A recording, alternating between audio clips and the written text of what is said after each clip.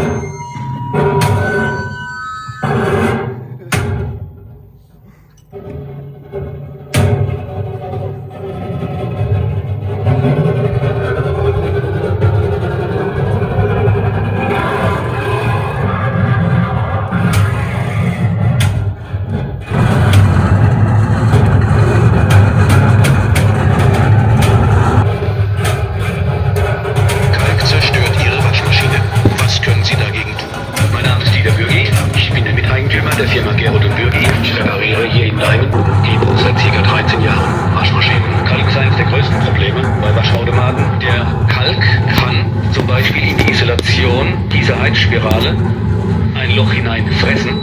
Man spricht dabei von Lochfraß. Wasser kann eindringen, dadurch kommt es zum Kurzschluss und die Maschine ist kaputt.